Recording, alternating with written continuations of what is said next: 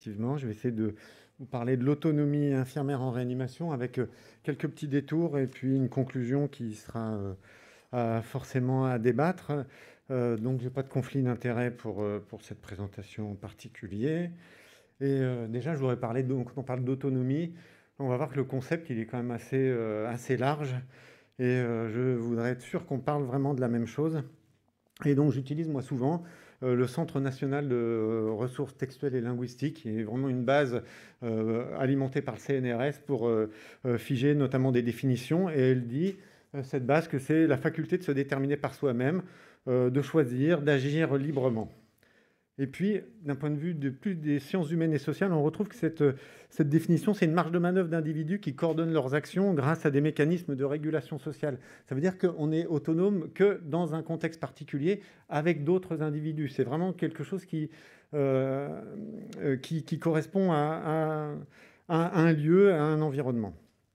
Et puis, c'est un concept qui a été pas mal travaillé par les infirmières, et d'un point de vue général, pas forcément que les infirmières de réanimation.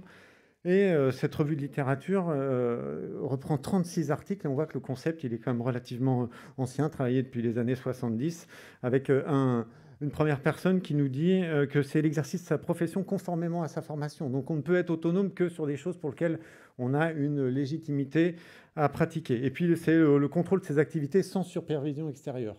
Et donc ça, c'est déjà un point hyper important, et on y reviendra tout à l'heure. Et puis c'est le droit de prendre des décisions, mais aussi le devoir d'assumer des responsabilités. Des résultats des décisions qu'on va prendre. Et puis, c'est la capacité de s'acquitter de ses responsabilités sans supervision proche. Et on voit bien que ça pose déjà un cadre, et on y reviendra en fin de topo. Parce que l'autonomie, c'est l'aptitude de l'infirmière, donc à prendre des décisions et à les assumer.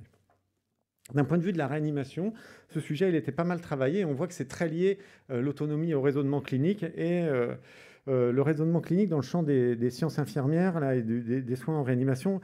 Trois facteurs extérieurs qui influencent, c'est la situation du patient, donc plus un patient est simple et plus facilement on est autonome, les ressources disponibles. Donc j'ai promis que je parlerais de Villefranche-de-Rouergue, c'est ça je devais dire, et si vous êtes de nuit à Villefranche-de-Rouergue, probablement vous avez moins de possibilités, de ressources que si vous êtes de jour dans un grand centre universitaire. Donc l'autonomie peut être variable dans ces conditions-là. Et puis les ressources interpersonnelles, ça c'est les facteurs qui peuvent être associés, c'est la culture, la façon dont on communique avec les collègues. Et puis il y a trois facteurs qui sont propres aussi à l'infirmier, toujours en réanimation, c'est son intuition. Et ça, c'est très lié à l'expérience, au raisonnement clinique, et son aptitude aussi à reconnaître des situations similaires, c'est à être réflexif en situation. Et puis, son aptitude à avoir un raisonnement clinique, c'est établir des hypothèses, être en capacité de balancer le bénéfice et les risques. Et donc ça a déjà été montré, j'avais montré ça dans un travail précédent, c'est que quand on est débutant, eh ben, on ne voit pas le même environnement qu'un infirmier expert. On voit moins de signes cliniques, on fait moins de liens, et on utilise souvent du savoir local. C'est-à-dire, moi je dis souvent, on fait ce que Marie-Paul nous a dit qu'il fallait faire. Et puis notre action, elle s'inscrit dans une durée extrêmement courte, quoi. C'est pourvu qu'il n'arrive rien au cours de ma journée, au cours de mon horaire. Et c'est seulement quand on devient expert qu'on voit beaucoup plus de signes cliniques, qu'on fait des associations, qu'on peut utiliser des savoirs théoriques et notamment des données probantes en situation, et que notre action, elle va largement au-delà de l'instant présent. On est capable de se projeter dans une temporalité pour le bien du patient, au-delà de la journée et voire même au-delà de l'hospitalisation.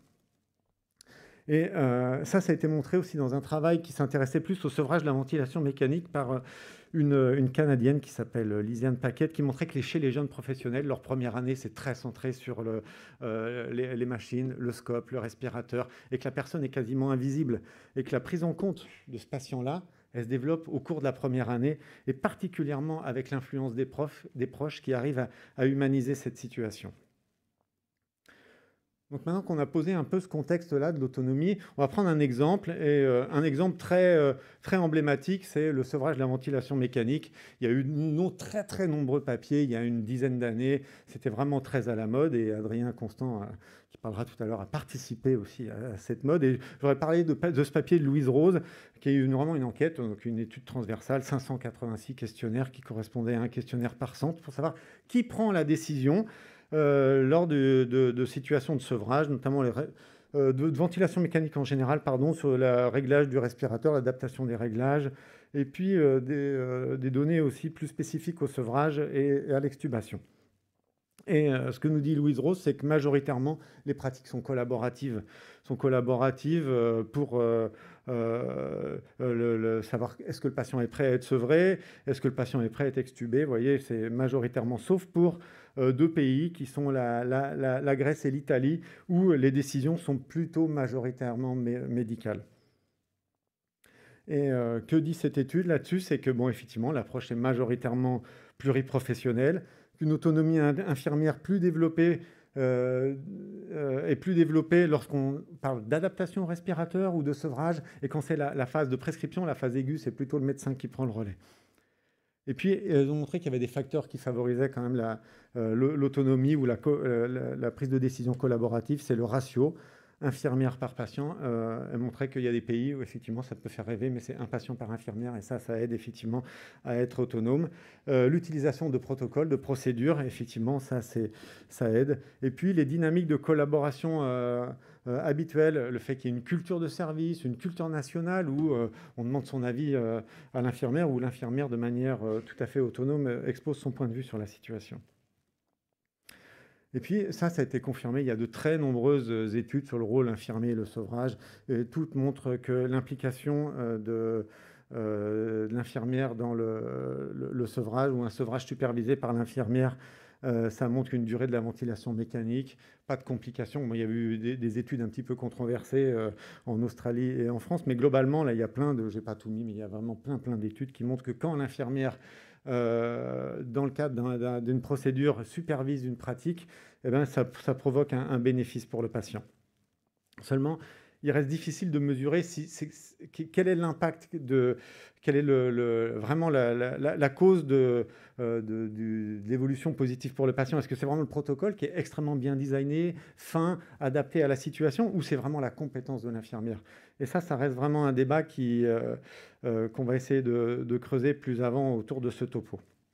Et puis, sur la base de cet exemple-là, du sevrage de la ventilation mécanique, et on aurait pu en trouver plein d'autres exemples, mais montrer qu'il existe des approches beaucoup plus globales qui vont largement au-delà d'une simple procédure. Et bon, il y a cet exemple-là du bundle qu'on avait appelé ABCDE, et je me suis posé la question là, dans la préparation de ce topo, si vraiment des approches plus globales qui prennent en compte de nombreux soins, de nombreuses stratégies thérapeutiques pour le patient permettent de libérer l'autonomie de l'infirmière. Et donc ce programme ABCDE qui prend en compte donc le réveil, tout ce qui va être adaptation de la respiration, de la ventilation, l'évaluation, la gestion du délirium, la mobilisation précoce, l'engagement et la prise en compte de la famille. Ce programme, en tout cas, il a montré sa faisabilité. Il est applicable à tous les patients de réanimation et il permet un engagement de tous les soignants. Et il a montré que dans tous les domaines cités, là, du ABCDF, à chaque fois que l'infirmière s'implique, il y a un bénéfice positif pour le patient. À tel point que ce bundle, il a été repris par la Société américaine de médecine intensive, et puis ils sont passés à une étape supérieure, et ils ont établi un espèce de label qu'on appelle ICU Liberation, et ils ont établi un guideline qui encore plus étoffé. Donc on a rajouté la douleur, on a gardé le réveil et les épreuves, enfin, le sevrage quotidien des sédations, les épreuves de ventilation spontanée quotidienne, le choix de l'analgésie de la sédation, l'évaluation du délirium, et on a gardé la mobilisation et la famille.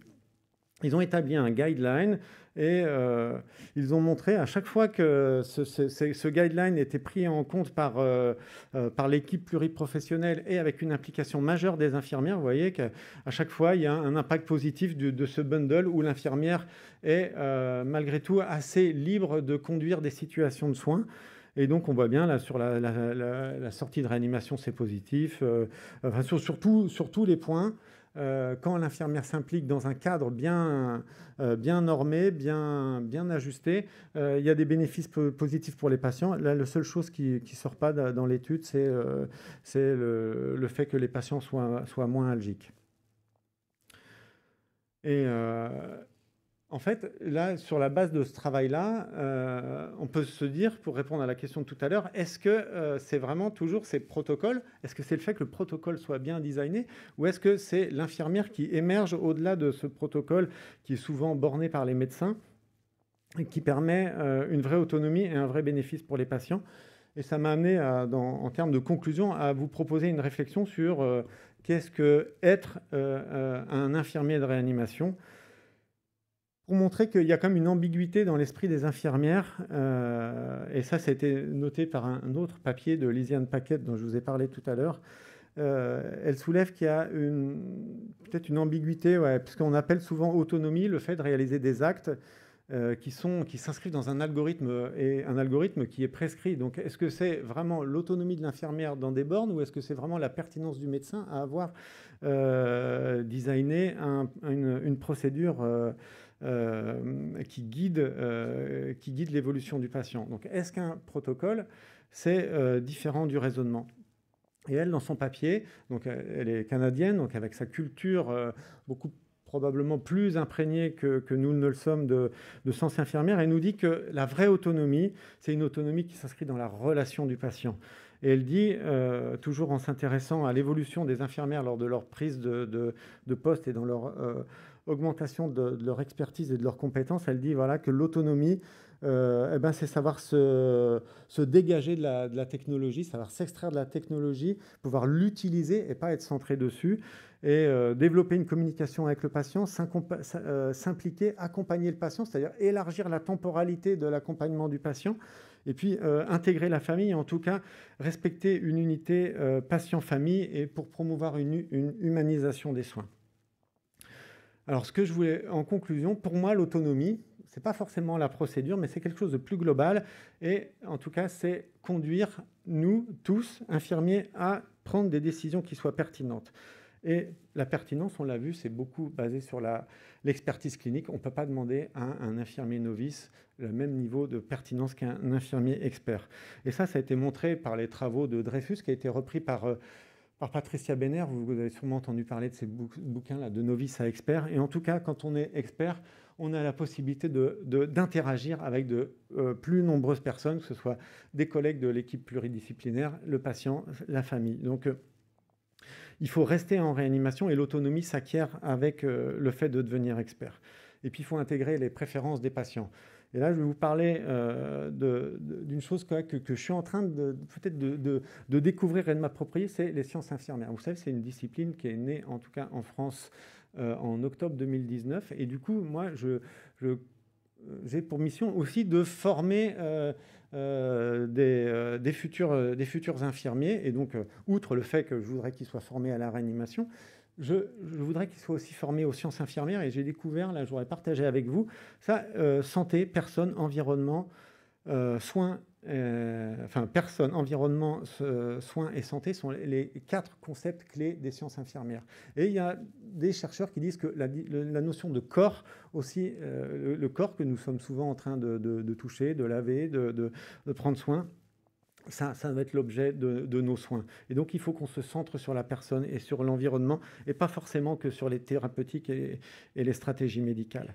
Et puis, il faut inclure aussi des données de la recherche. Des données de la recherche qui peuvent être évidemment ce papier qui est sorti il y a à peu près un mois sur les fréquences de changement de lignes de perfusion. C'est évidemment, il faut prendre ça en compte. Est-ce qu'il faut les changer à 4 ou à 7? La réponse est dans ce papier. Quelle est la meilleure stratégie pour faire un relais de catécholamine? Quelle est les meilleurs, qui sont les patients qui font des escarres? Là, effectivement, il faut prendre en compte ces données-là. Mais moi, je pense que pour une décision autonome, et pour être autonome, et pour devenir un partenaire vis-à-vis de l'équipe pluriprofessionnelle, il faut acquérir aussi des données qui sont issus de notre propre discipline. Et pour un patient, cette théorie de l'incertitude, pour un patient admis en réanimation qui ne sait pas s'il va pouvoir être sevré, s'il ne sait pas s'il va retrouver toute son autonomie, reprendre son emploi par exemple, ça aide à comprendre des situations, ça aide à proposer un point de vue, une perspective infirmière au sein d'une équipe qui ne comprend pas forcément ces enjeux-là. Et puis, j'ai eu aussi à traiter la notion de confort. Et j'ai découvert, lorsque j'ai soutenu ma thèse, on m'a dit, mais c'est bon, tu parles de confort, j'ai créé une échelle de confort, et on m'a dit, mais pourquoi tu n'es pas allé voir la notion du confort écrite par Catherine Kolkaba, qui est vraiment une infirmière qui théorise ça. Quand j'ai lu ce papier, je me suis dit, mais oui, ça me parle, et tout à fait pertinent dans le champ de l'exercice de la profession infirmière. Donc pour moi, être infirmier, c'est de l'expertise clinique, des sciences infirmières et des données probantes. Voilà, je vous remercie de votre attention.